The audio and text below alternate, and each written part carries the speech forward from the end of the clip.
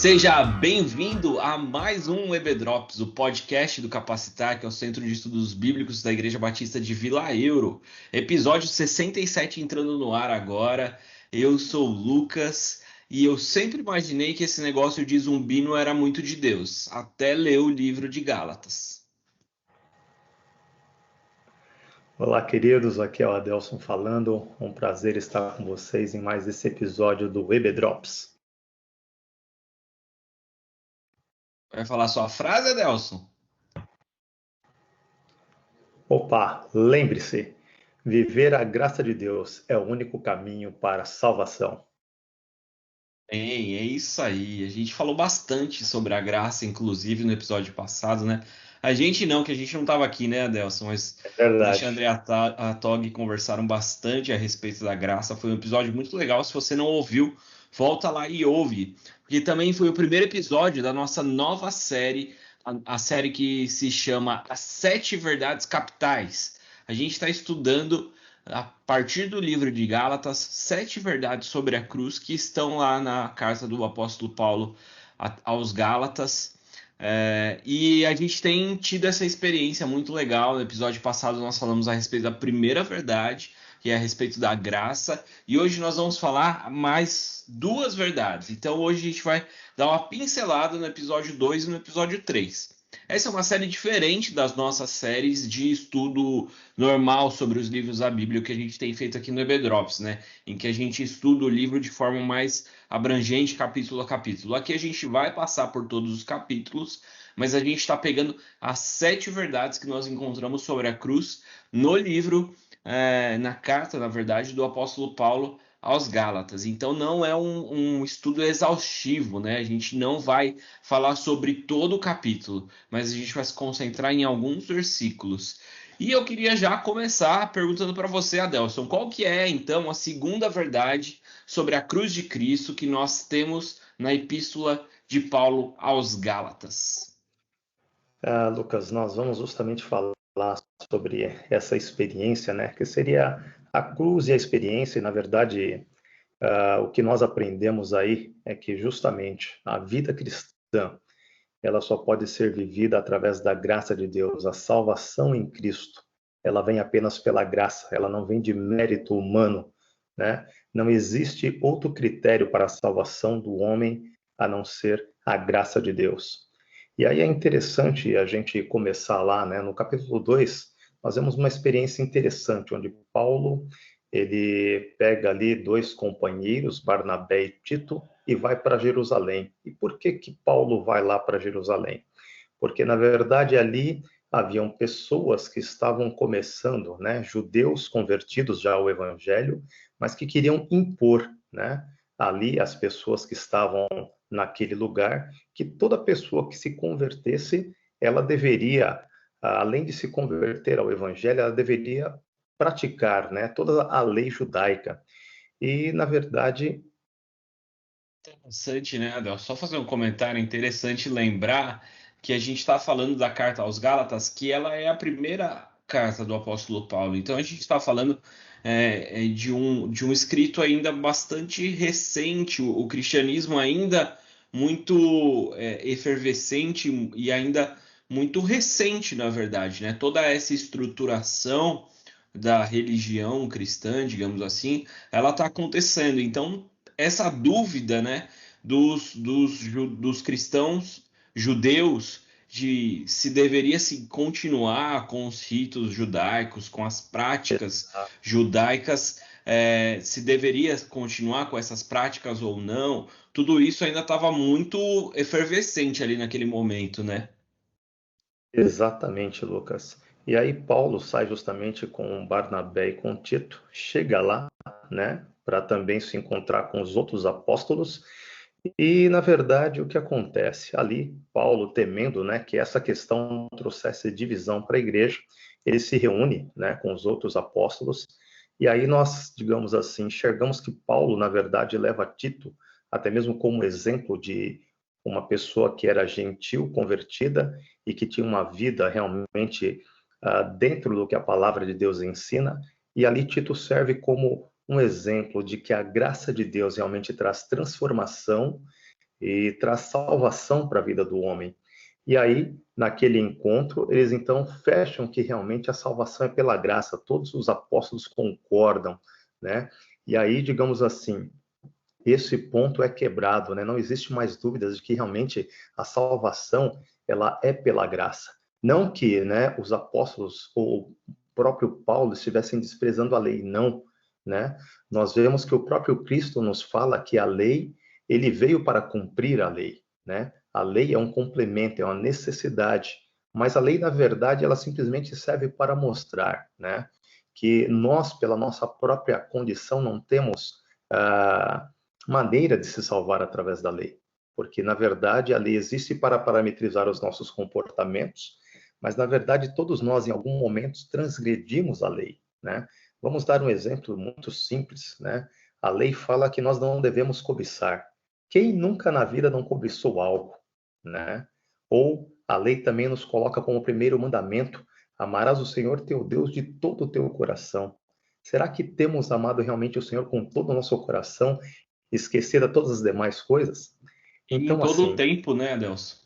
e em todo o tempo, Que exato, é esse o ponto, assim, se você transgrediu a lei uma vez, você transgrediu a lei, você já é infrator. Então, se em algum momento da sua existência você amou mais alguma outra coisa, seja ela qual for, acima de Deus, só para trazer esse exemplo que você falou do primeiro mandamento, você já correto, quebrou.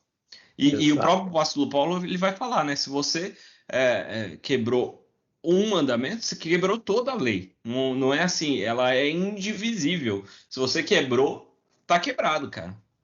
exato. E uma coisa interessante é que assim, né, Lucas, a lei, ela te julga e já te traz uma sentença, e a sentença seria a condenação, e a condenação seria a morte, entende? Então, por isso que nós dependemos totalmente da graça de Deus. E depois nós vemos um outro episódio também muito marcante no capítulo 2, né, onde nós encontramos Pedro com uma atitude também errônea. Por quê? Pedro, ele estava ali em Antioquia e ele deixou de participar ali da mesa com os irmãos. Por quê? Porque tinham ido alguns cristãos, digamos assim, considerados importantes, né, para a região de Antioquia, e esse pessoal que tinha ido para lá era um pessoal que, assim, era muito ligado na lei. E Pedro, na verdade, começou a se afastar dos irmãos que estavam lá. Por quê? Porque ele queria agradar esses irmãos. Ele falou, puxa, qual que vai ser, né? Penso eu, na verdade, né? Pedro falou, pô, os irmãos vão chegar aqui, né? Os judeus ali convertidos e vão ver eu aqui participando da mesa com os gentios, o que é que eles vão achar, né? E Pedro então se afasta. Isso aí contextualizando, tá, queridos? Dentro do meu pensar, eu gosto de ler sempre a palavra e imaginar um pouquinho as cenas, né?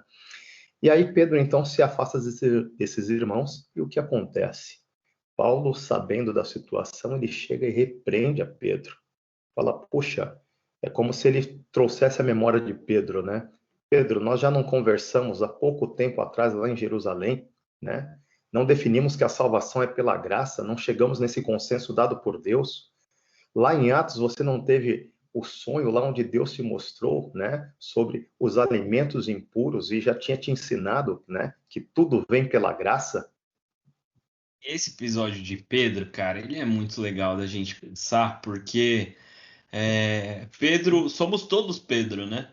É verdade, com Assim, Pedro certeza. ele teve uma revelação divina, uma visão mesmo sobrenatural e a gente vai estudar o nosso próximo e graças a Deus muito provavelmente será presencial, né?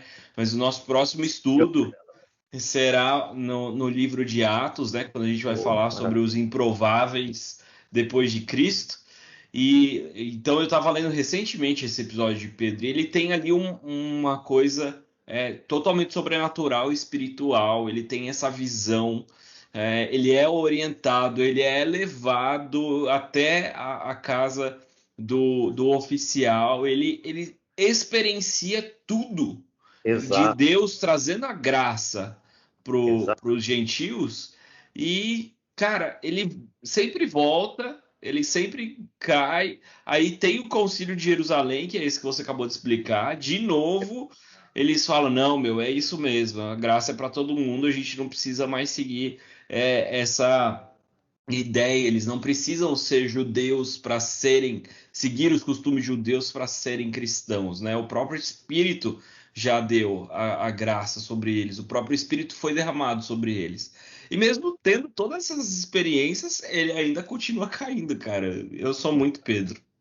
Na verdade, todos nós somos muito Pedro, né? Essa é a grande verdade, Lucas, porque eu vejo em Pedro a verdadeira humanidade de cada um de nós, né? Nós aprendemos, nós vamos dia a dia recebendo a graça de Deus no aprendizado, mas até nós conseguimos colocar tudo isso em prática é um tempo, e um tempo o qual Deus respeita. E isso justamente faz parte da graça de Deus na nossa vida.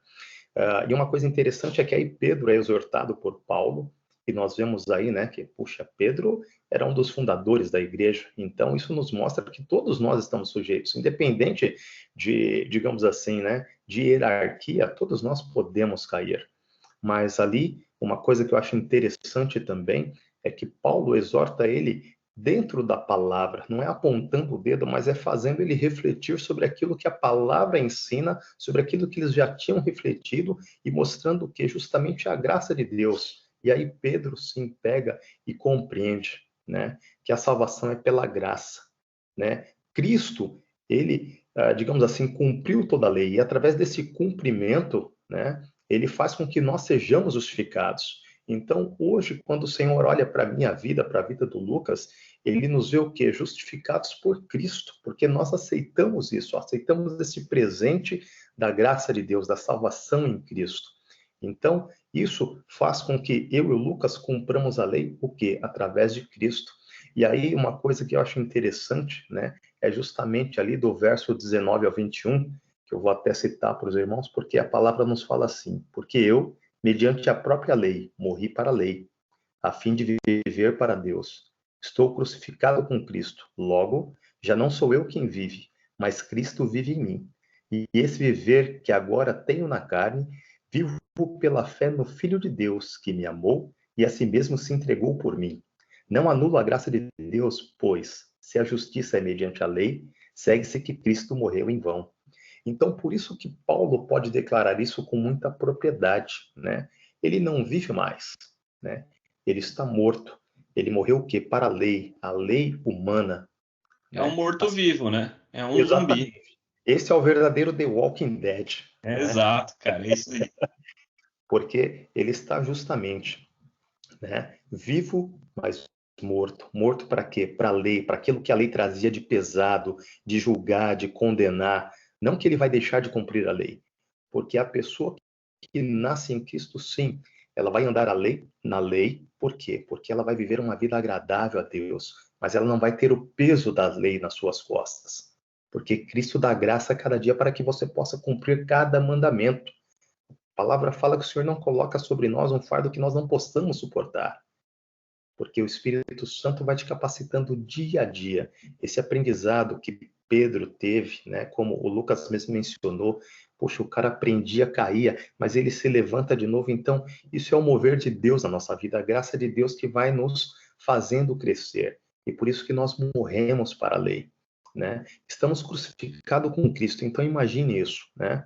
Imagine quando Cristo foi crucificado, você também foi. Então, o teu velho homem morreu. Eis que surge um novo homem, um homem que vive não mais pela lei, mas pela graça de Deus. E essa graça vai fazendo com que a gente caminhe dia a dia, crescendo, aprendendo, renovando a nossa mente, renovando o coração, renovando o espírito. E isso é maravilhoso demais.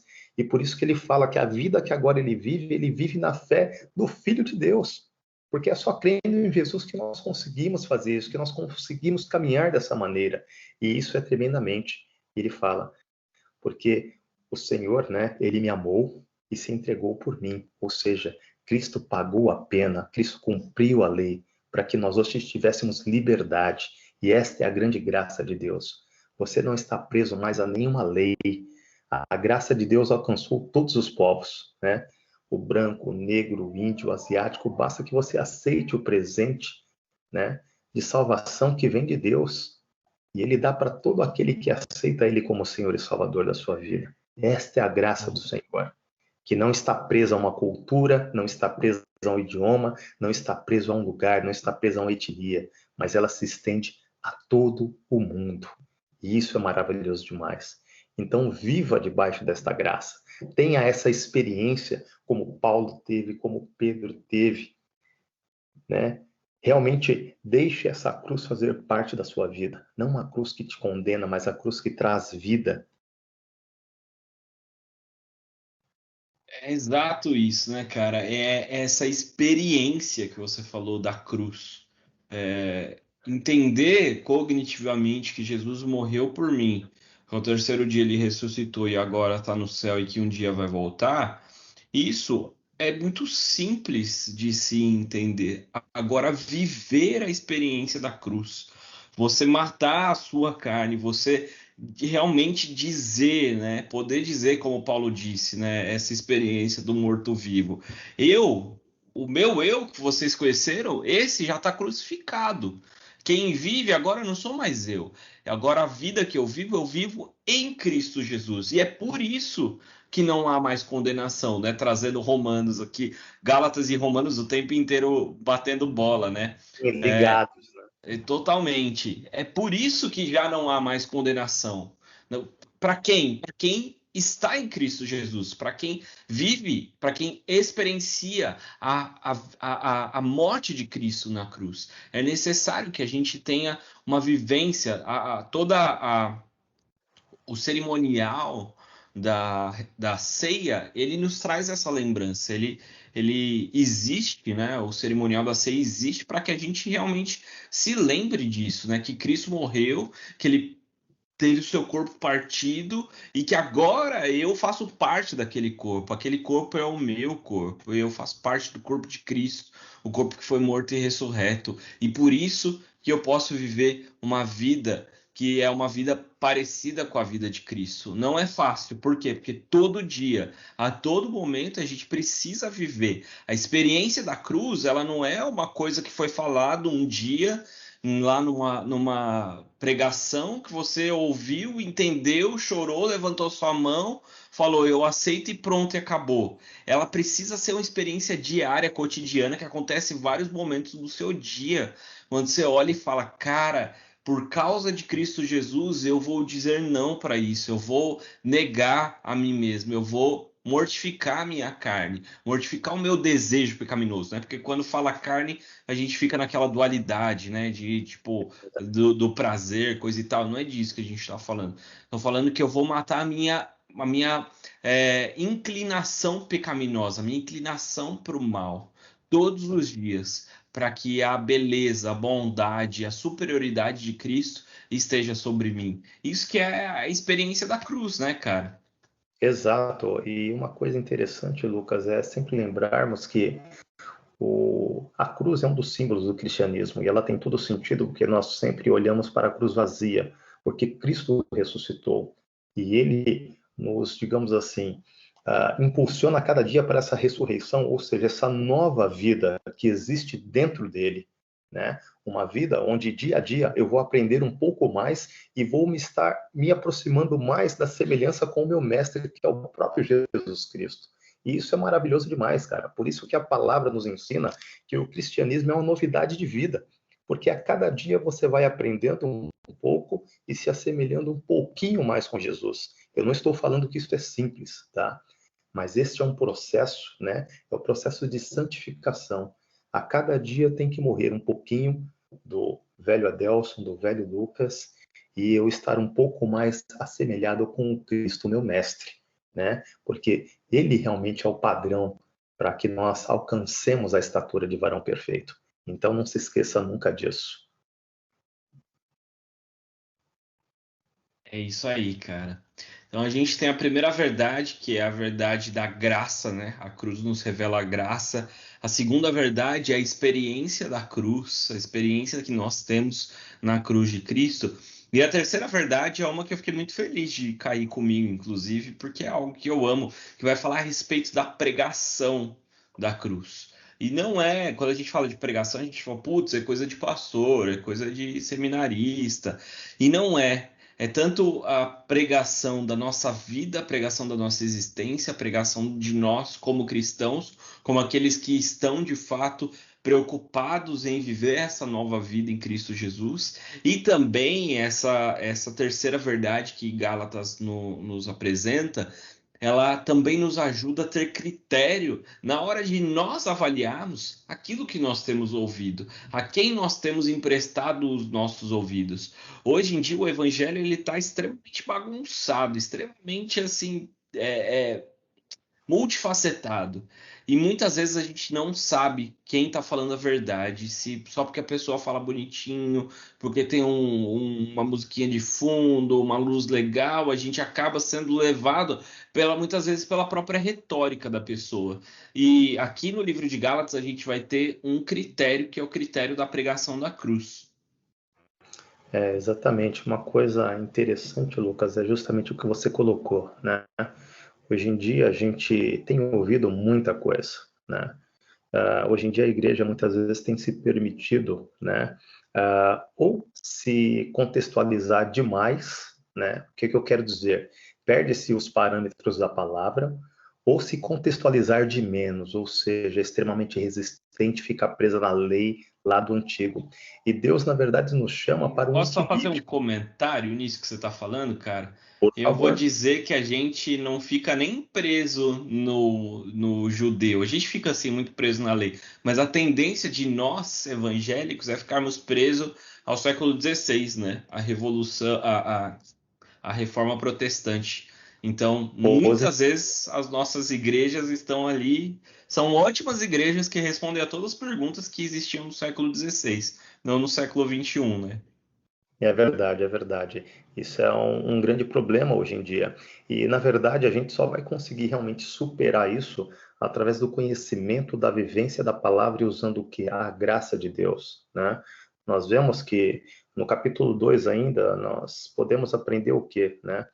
Que olhando justamente para essa questão do contexto da pregação realmente, né? A pregação e a cruz, nós vemos o quê? Que nós temos uma grande responsabilidade, cada cristão, que é justamente vivenciar o evangelho na sua essência. E a essência é Cristo, não é outra pessoa, não é o Adelson, não é o Lucas, é Cristo, é o verbo vivo de Deus, né? Então eu preciso usar o amor que Cristo me ensinou, nos ensinou, na verdade, e praticar a palavra, amando o meu próximo, exortando ele com a palavra, mas exortando em amor, não é apontando o dedo, mas é através da palavra ensinar as pessoas a crerem no Senhor, a servir ao Senhor, a reconhecer a Deus, porque hoje o mundo está, muitas pessoas estão extremamente cegas de quem é Deus. Eles estão muitas vezes adorando ídolos, adorando todas as coisas possíveis, mas se esquecendo do verdadeiro Deus. Exato, cara, é verdade. E muitas vezes isso acontece justamente porque as pessoas não sabem o que pregar. A gente vive, né, num país cristão, essencialmente cristão, então é natural a gente imaginar que as pessoas conhecem Jesus, as pessoas já ouviram falar sobre Jesus, as pessoas têm uma ideia da história do cristianismo, mas as pessoas não conhecem verdadeiramente quem é Jesus, o que é apresentado para elas através da televisão, da mídia, enfim, é uma caricatura de Cristo Jesus. Ou às vezes até as pessoas tiveram contato com o evangelho, mas com fragmentos do evangelho e não a verdade. E a verdade de Cristo, a verdade do evangelho, a verdade da graça é a verdade da cruz. Então, o primeiro ponto que Paulo fala aqui no capítulo 3, inclusive, eu acho que é legal ler para a galera saber, né, do que a gente está falando. A gente está falando da continuação dali da onde o Adelson leu, Gálatas 3, de 1 a 3, que diz assim: ó Gálatas insensatos, que na linguagem de hoje seria ó Gálatas seus sem noção, que é bem isso mesmo que Paulo está escrevendo no grego. Quem enfeitiçou Exatamente. vocês? Jesus Cristo não lhes foi explicado tão claramente como se tivessem visto com os próprios olhos a morte dele na cruz?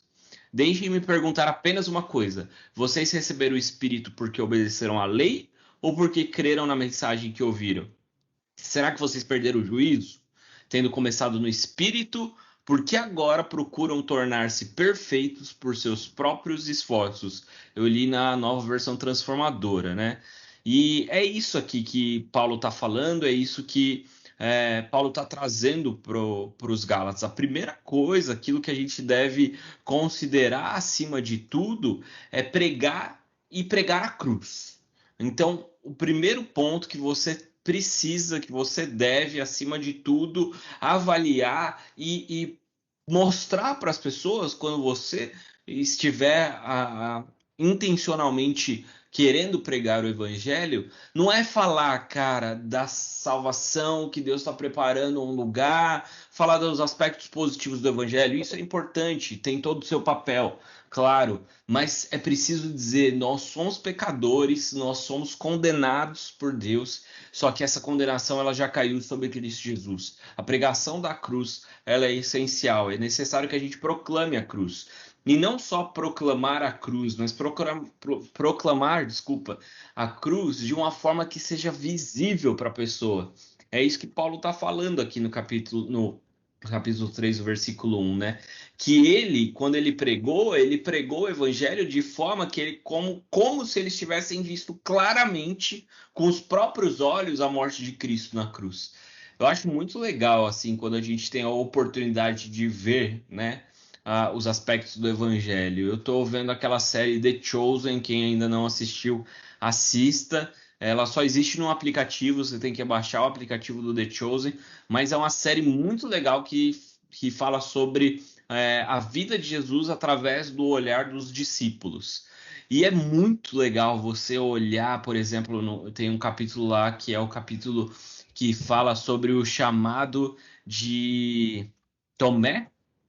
Eu não lembro agora, o chamado daquele que falou, que Jesus falou, você estava embaixo da figueira, quando você estava embaixo da figueira eu te vi. Cara, no Evangelho de Mateus, ali na descrição, a gente tem esse relato, mas você assistir com seus próprios olhos é muito legal. Me fez chorar, apesar de que não é tão difícil, né? Mas me fez chorar aquele episódio, ou ver ali o autor estava dizendo, ou o que o autor estava falando. E é pregar a cruz de forma que seja visível para as pessoas. Isso é muito interessante, viu, Lucas? Na verdade, o desafio aí, né, é transformar, né, o ouvido das pessoas em olhos, da maneira tão maravilhosa que você vai explicar o evangelho, que as pessoas vão conseguir visualizar aquilo que você está pregando. Então, isso é muito maravilhoso. E isso é uma característica que eu vejo muito em Paulo. Paulo, ele se contextualiza, né, com o público que ele está trabalhando e ele prega o evangelho de uma forma simples, mas muito eficaz. Ou seja, ele consegue descrever ou escrever a cena de uma forma que aquele grupo compreenda de forma muito clara a graça de Deus, a salvação em Cristo. E isso é uma coisa que o Senhor pede que nós façamos também. Ou seja, você tem que conhecer, você tem que saber aonde você está pregando, e a palavra, ela é dinâmica demais, né? Então, dentro da Bíblia, você tem contexto para tudo. Então, nós precisamos realmente usar, né, essa característica que a palavra tem e mostrar a graça de Deus para todos os povos, né? Então, essa é uma tarefa que cabe a cada um de nós. Mas só que para isso nós precisamos realmente ter intimidade com o Senhor, conhecer a palavra e, acima de tudo, vivenciar a palavra, né? Porque, na verdade, o grande exemplo está justamente na pessoa que está pregando. Por isso que Paulo, em alguns momentos, ele fala, sede meus imitadores como eu sou de Cristo, né? Porque as pessoas olhavam para Paulo e via a mudança, via a transformação, via, né, o compromisso dele com o Senhor. Então, isso é maravilhoso demais. Mas ele sempre estava o quê? Dentro do contexto. Falando ali para o cara que era corredor, pensando como corredor. Falando para aquele que era grego, como o grego. E assim por diante. Então, essa é uma estratégia que nós hoje precisamos aprender e colocar em prática. E tudo isso é só você se envolver com a palavra e pedir a capacitação do Espírito Santo, que com certeza você vai ter essa característica na sua vida, né? E assim, proclamar a cruz também, nós precisamos trazer isso para a realidade presente, para os dias de hoje. E isso é importantíssimo também. Cara, e é esse ponto que você trouxe, sabe? Trazer para o presente algo que é verdade. A gente está Exato. distante, né? Historicamente, a gente está distante do momento da crucificação, enfim. E hoje em dia tornou-se algo assim. O N.T. Wright ele trabalha isso num livro chamado Simplesmente Boas Novas, que é muito bom. E o conceito que ele traz para o livro é assim: nós tratamos o evangelho como um bom conselho, mas ele, na verdade, não é um bom conselho, ele é uma boa notícia. Um bom conselho, a pessoa ela precisa, é, ela pode escolher seguir ou não o conselho. Agora, uma notícia de algo que aconteceu e que muda a vida de tudo, de toda a história, muda toda a existência, porque é algo cósmico que Cristo Jesus faz para todos. Se a pessoa recebe aquela notícia, ela recebe aquela verdade, ela precisa responder àquela notícia, ela precisa responder àquela verdade. Como você vive de agora, a partir de agora, como você vive sabendo que a realidade é diferente da realidade que você conhecia antes? Então, essa é o nosso desafio, né? Trazer a verdade da cruz para essa realidade presente, conseguir contextualizar. Como você falou, Paulo fazia isso muito bem, né? Atos 17, lá no Areópago, é um grande exemplo disso. Ele usa elementos da cultura, dos filósofos, dos escritores, da música, e muitas vezes a gente acha que a gente, como cristão, não pode se envolver com a cultura, e por isso a gente faz essa dicotomia, né? Inclusive também o N.T. Wright fala nesse livro, que a gente colocou Deus no andar de cima e a gente está vivendo aqui a nossa vida no andar de baixo, e os cristãos são aqueles que ficam tentando chegar no andar de cima de alguma forma, né? Vou orar, vou ter que ter o meu momento para conectar com o de cima. E na verdade não, né? Cristo é uma realidade presente agora, pro hoje. E por último, assim, a gente tem aqui o John Stott ele vai colocar mais dois pontos, mas eu acho que dá inclusive para a gente consolidar em um, né?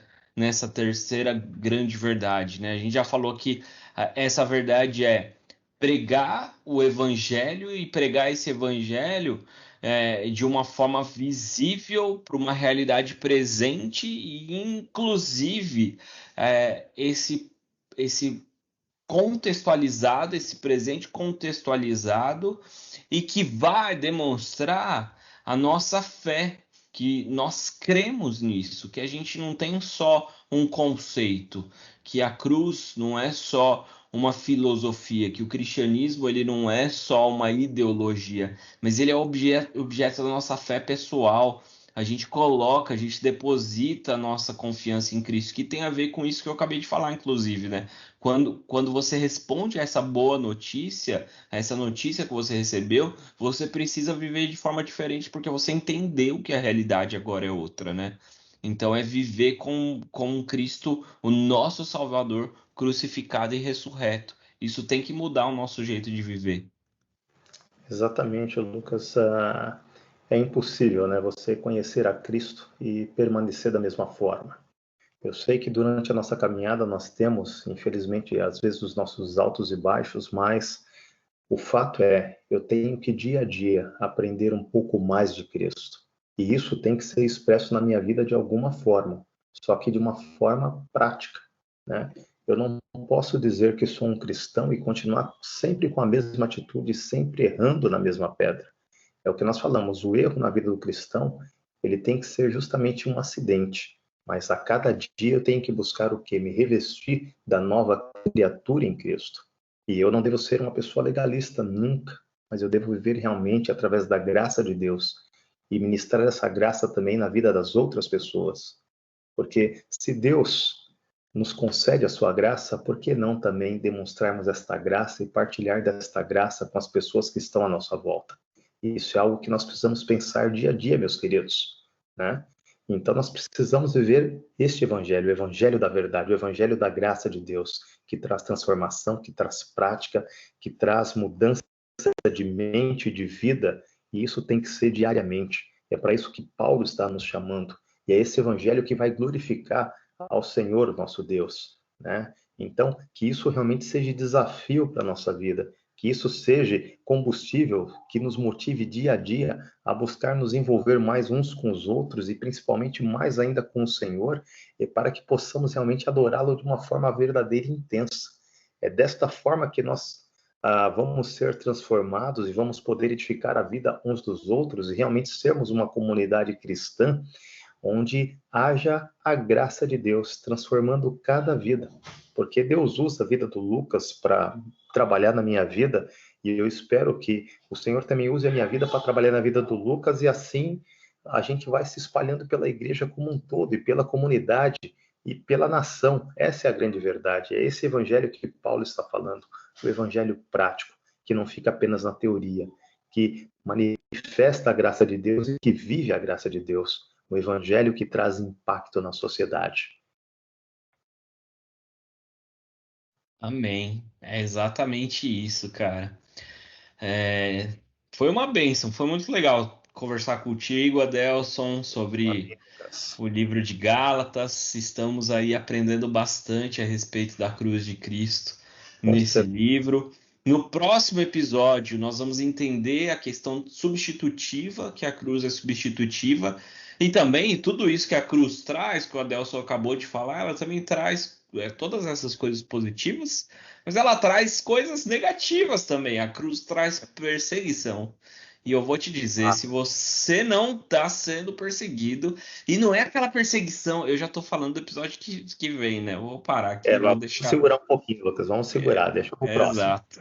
É isso aí. Bom, gente, muito obrigado por continuar com a gente até aqui, por ficar com a gente até aqui. Espero que você tenha sido abençoado. Lembrando, já foram 3 verdades: a verdade, a cruz e a graça, a verdade da experiência da cruz e a verdade da cruz e a pregação. Nós temos mais 4 verdades aí pela frente nas próximas 2 semanas e eu espero que você seja bastante abençoado. Se você tem sido abençoado, divulgue, compartilhe aí para que mais pessoas possam ser alvo também dessa mensagem, viu? Adelson, brigadão, meu amigo. Deus te abençoe. Boas férias. Para quem não sabe, Adelson está de Opa, férias em Foz do obrigado. Iguaçu e se Oh, preocupando em compartilhar as boas novas contigo. Olha que bênção. Deus te é abençoe, isso. manão. Prazer. Amém, meu querido. Obrigado a todos aí pelo carinho, pela paciência. Espero que realmente a vida de vocês seja abençoada através desse compartilhar e que vocês possam realmente divulgar e buscar viver a cada dia a graça do Senhor e a experiência da cruz em suas vidas. Um grande abraço, queridos. Amém. Um abraço, gente. Tchau, tchau. Deus abençoe. Tchau, tchau.